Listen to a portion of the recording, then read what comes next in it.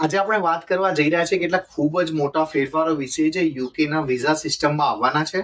અને આ ફેરફાર આપણના બધા ઉપર અસર કરવાના છે, ચાહે તમે યુકેમાં છો અથવા તો યુકેની બહાર છો, ચાહે તમે ડિપેન્ડન્ટ છો કે સ્ટુડન્ટ છો, અથવા તો તમારા કેરિયરને કિક સ્ટાર્ટ કરવા માંગો છો, અથવા તો તમે કોઈ યુકેમાં કંપની ધરાવો છો અને ઇન્ડિયાથી કે બીજી કોઈ કન્ટ્રીમાંથી કોઈ પણ વ્યક્તિને બોલાવવા માંગો છો. તો આ બધા લોકો માટે આ વિડીયોની અંદર કંઈક માહિતી આપવામાં આવેલી છે. તો વિડીયોને અંત સુધી જરૂરથી જુઓ, કારણ કે આને તમે મિસ નહીં કરવા માંગો. નમસ્કાર, જય હિન્દ, વંદે માતરમ. હું કલ્પેશ તાળવિયા, ઝીલ ઇમિગ્રેશનની આ ચેનલમાં હું તમારું ફરી એકવાર સ્વાગત કરું છું. 2024માં આવનારા નવા વિઝા રેગ્યુલેશન્સ વિશે યુકેમાં અને ઇન્ડિયામાં ખૂબ જ ચર્ચા થઈ રહી છે, અને તેનું સોલિડ કારણ પણ છે.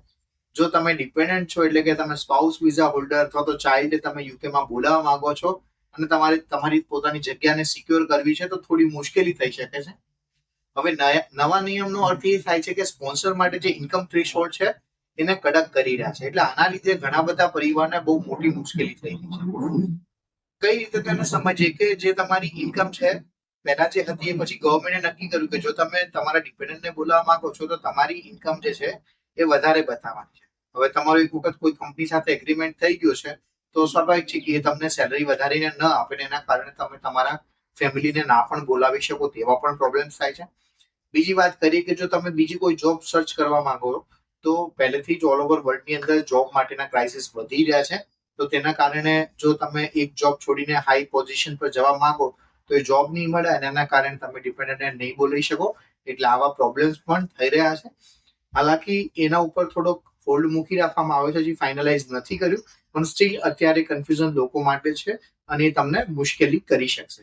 આ વિડીયોમાં પ્રોબ્લેમ્સ તો છે, જોડે જોડે સોલ્યુશન્સ પર હું તમને વાતો કહેતો રહીશ, એટલે જેથી કરીને ખાલી એટલું તમને ટેન્શન ના આવે, પણ તમને એનાથી આઈડિયા પણ આવે કે ભાઈ એક દરવાજો બંધ થઈ જાય છે તો બીજા 4 દરવાજા ખુલે છે.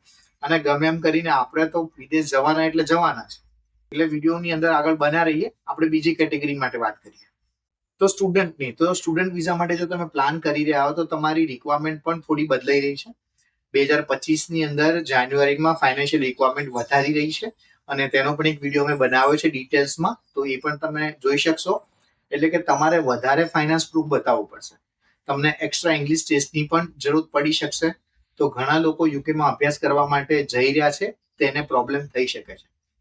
હવે બે વસ્તુ છે આની અંદર, જે ગરીબ મા બાપના લોકો છે અથવા મિડલ ક્લાસ લોકો છે, જે લોકોને ફોરેન બાળકને મોકલવું છે પણ એની પાસે પૈસા નથી, તો અડોસ પડોશમાં કે કોઈની પાસેથી ઉછીના લઈને પણ કરી શકતા હોય છે. ને યુકે ગવર્મેન્ટ 15 લાખની 4% વ્યાજે લોન પણ આપે છે.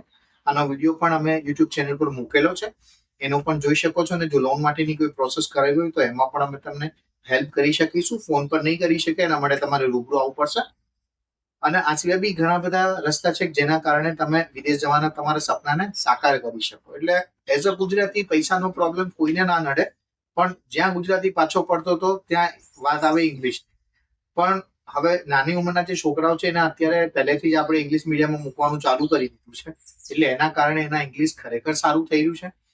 અને હું મારી વાત કરું તો મેં યુકે ને ઇન્ડિયામાં જે અમે આઈએલ્સના ક્લાસીસ ચલાવ્યા, બંનેને ચેક કર્યું, તો ખરેખરમાં જે આઈએલ્સના ક્લાસીસ જે ચાલી રહ્યા છે એ, એટલે કે જે એક્ઝામ લેવાય છે, અને યુકેની ઇંગ્લિશ બંને ખૂબ જ ડિફરન્ટ છે. હવે તમે અહીંના કોઈ ધોળિયાને તમે વાત કરતા જોશો, તમને એમ લાગશે કે આમ તો ઇંગ્લિશ સારું આવડતું હશે તો ચલો વાત કરીએ, પણ એવું નથી. બની શકે કે એ યુરોપિયન યુનિયનનો માણસ હોય અને એને ઇંગ્લિશ એટલું પરફેક્ટ ના પણ આવડતું જેટલું તમને આવડે. એટલે જો તમને બેઝિક આવડતું હશે તો પણ થઈ શકશે. અહીંયા રહેવા માટેનો કોઈ પ્રોબ્લેમ નથી, પણ વસ્તુ એ છે કે જ્યારે તમે વિઝાની પ્રોસેસ કરો છો ત્યારે તમારી જે રિક્વાયરમેન્ટ છે એ પૂરી કરવી પડશે. તો એના માટે સતત પ્રેક્ટિસ કરતા રહો. ને જો એડવાન્સમાં તમારે ખબર છે કે માનું સપ્લિમેન્ટરીમાં આવતી સાલ જવું જ છે, અત્યારે આપણે 12થમાં છે કે લાસ્ટ યરમાં છે, તો એના કારણે તમે અત્યારથી પ્રેક્ટિસ ધીરે ધીરે કરવાનું ચાલુ કરી દો, તો ઇંગ્લિશ કંઈ બહુ મોટી વસ્તુ નથી, થઈ શકશે. હવે બીજી વાત કરીએ નવી કેટેગરીની, તો જો તમે અહીંયા વર્ક પરમિટ પર આવવા માંગો છો અથવા તમારું કોઈ કેરિયર શરૂ કરવા માંગો છો, એટલે કે વર્ક પરમિટમાં પણ મોટા ફેરફારો આવ્યા છે. એટલે કંપનીઓ તરફથી પણ છે ને જે જોબ કરે છે એ લોકોને પણ છે. તો કંપનીઓને ઇન્ટરનેશનલ ટેલેન્ટ હાયર કરવા માટે એ લોકોને વધારે રેગ્યુલેશન કડક કરવામાં આવ્યા છે. એટલે કે એ લોકોને વધારે કડક રેગ્યુલેશનનો સામનો કરવાનો પડી રહ્યો છે, જેના કારણે જોબ ઓપોર્ચ્યુનિટી ઓછી થઈ ગઈ છે. હવે આ બધી વસ્તુ એવી છે કે જેઓ ધ્યાન રાખો તો ખૂબ જ જરૂરી છે, અને એની અસર યુકેમાં જોડાયેલા દરેક વ્યક્તિ પર પડે છે.